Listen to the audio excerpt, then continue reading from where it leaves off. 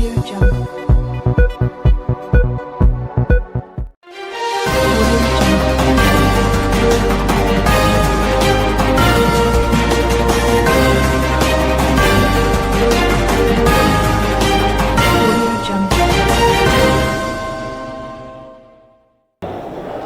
Berdasarkan dapatan daripada pihak MCMC dari 1 Januari hingga 28 hari bulan Mac, lebih 10,000 akaun palsu yang menyalahgunakan identiti sama ada yang di-Pertuan Agong, Raja Permaisuri Agong, kerabat-kerabat diraja telah diturunkan.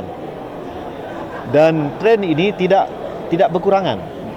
Hampir setiap hari MCMC memaklumkan jumlah fake account yang pakai nama-nama antara lain Sultan Abdullah, Sultan Pahang, yang menyalahgunakan identiti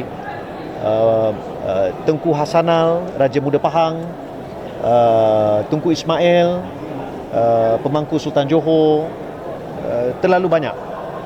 Jadi tuanku telah menitahkan supaya saya, Kementerian Komunikasi dan pihak MCMC mengambil tindakan pantas dan tegas, termasuk menggunakan Akta Keselamatan Dalam Talian ataupun ONSA untuk memastikan platform-platform media sosial patuh dengan undang-undang dalam negara kita dan tidak membenarkan kerabat diraja terutamanya daripada menjadi mangsa ataupun diperalat identiti mereka untuk tujuan fraud, untuk tujuan penipuan dan scam. Malangnya pada waktu ini pihak Meta sangat-sangat lembab. Mereka tidak memandang serius langsung isu ini. Dan inilah yang menyebabkan pihak MCMC dan saya sendiri berasa sangat bahasa Inggerisnya frustrated. Tapi kita akan tegas melaksanakan ONSA. Pada waktu ini ada beberapa instrumen subsidiary yang perlu disiapkan dan diwartakan oleh Jabatan Pegawai Negara, dan kita jangkakan menjelang mungkin dalam tempoh beberapa minggu kalau tidak sebulan yang akan datang kita akan boleh mula laksanakan. Kerajaan Malaysia berpendirian, kita akan teruskan dengan usaha untuk menghadkan akses pembukaan akaun media sosial yang baru kepada anak-anak bawah 16 tahun itu disekat.